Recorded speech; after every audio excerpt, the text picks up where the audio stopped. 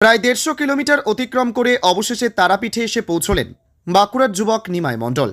অবশেষে আজ মঙ্গলবার সকালবেলা ১৫০ কিলোমিটার দণ্ডি কেটে সিদ্ধপীঠ তারাপীঠ মায়ের মন্দিরে এসে পৌঁছলেন বাঁকুড়া জেলার রতনপুর গ্রামের দুই যুবক নিমাই মণ্ডল ও মিঠুন মণ্ডল। বাঁকুড়া থেকে দণ্ডি কেটে মা তারার উদ্দেশ্যে রওনা দিয়েছিলেন নিমাই মণ্ডল। তার পাশে বন্ধু মিঠুন মণ্ডল সাইকেলে করে সমস্ত সামগ্রী ও প্রয়োজনীয় জিনিস সঙ্গে নিয়ে চলেছেন।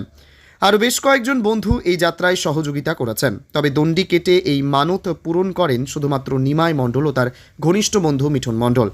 মা তারার প্রতি গভীর ভক্তি ও মানত পূরণের উদ্দেশ্যে দীর্ঘদিন থেকে তারা সংকল্প নিয়েছিলেন যে একদিন দণ্ডি কেটে মা তারার দর্শনে আসবেন। সেই মানত পূরণ করতেই তারা যাত্রা শুরু করেন বাঁকুড়া থেকে।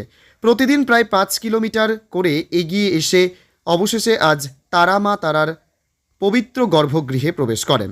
তারাপীঠ মন্দিরে পৌঁছে তারা ভক্তিভরে মা তারার দর্শন করেন ও প্রণাম জানান। মা তারা যেন সকলের মঙ্গল করেন, সকলকে সুস্থ ও সুখে রাখেন, এই প্রার্থনা করেন তারা।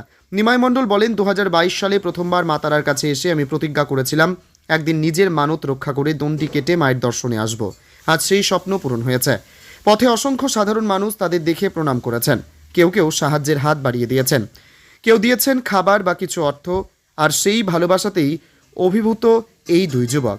তারা বলেন, আমরা ভাবতেই পারিনি পথের মানুষ আমাদের এতটা ভালোবাসবে। এই ভালোবাসা, মায়ের আশীর্বাদ, এই দুটোই আমাদের সবচেয়ে বড় প্রাপ্তি। অবশেষে আজ ভোরে মা তারার গর্ভগৃহে পৌঁছে দণ্ডি কেটে দর্শন ও প্রণাম করে তারা জানালেন মা তারা যেন সবাইকে ভালো রাখেন, এটাই আমাদের একমাত্র প্রার্থনা। বীরভূমের তারাপীঠ থেকে ক্যামেরায় অঞ্জন দাসের সঙ্গে সায়ন ভান্ডারীর রিপোর্ট, তারাপীঠ টিভি। বাঁকুড়া ডিস্ট্রিক্ট গ্রাম থেকে দণ্ডি কেটে তারাপীঠ আজকে পৌঁছলাম। এই রাস্তায় কিভাবে আসতে মানুষের সহযোগিতা পেয়েছি, মানুষ অনেক সাপোর্ট করেছি, মানুষকে অর্থ বাড়ি দিয়েছে, ফল খাবার দিয়েছে। এই রাস্তায় কি দণ্ডি কেটে আসতে?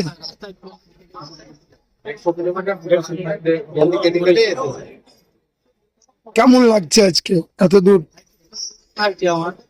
আমার মনে প্রচন্ড আনন্দ। মানে এরকম আমি হয়নি, মায়ের কাছে কিভাবে স্বপ্ন জাগলো এই দণ্ডি কাটার? আমি কিছু বছর আগে এসেছিলাম এখানে, মাকে বলেই গেলাম যে মা, আমি যখন নেক্সট টাইম যখন আপনার কাছে আসবো দণ্ডি কেটে কিংবা নিজে হেল্পে আসবো, যে দণ্ডি কেটে। অবশেষে তো নিজের স্বপ্ন পূরণ হয়েছে।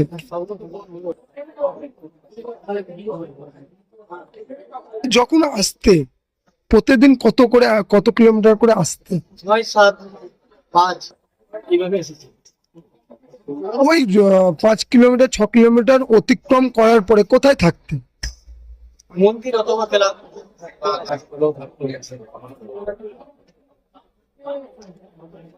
এখন কি স্বপ্ন রয়েছে এর পরে? স্বপ্ন এখন নেই, মানে নেক্সট টাইম যেতে হয় দেখা যাক। নাম নাম নাম নিমাই মণ্ডল। তোমার সাথে কে রয়েছে? আর আমার সাথে মিঠুন মণ্ডল আছে, আমার বন্ধু। সে কি প্রথম থেকেই ছিল?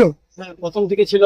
তারপরে এই যে আমার বন্ধু আছে, আমার ঘরের ছেলেও আছে, ওরা সহযোগিতা করেছে, গ্রামের ছেলে আমার। তোমার বন্ধুর এত সাহায্য এবং মানুষের ভালোবাসা, কি বলবে, কতটা ভালো লাগছে? আনন্দ লাগছে সাহায্যের জন্য, মানে বলে বোঝানো যাবে না। এত আনন্দ পেয়েছি, বন্ধুর সাপোর্ট পেয়েছি। তোমার বন্ধুর নাম কি? তোমার বন্ধুর নাম কি? মিঠুন মণ্ডল।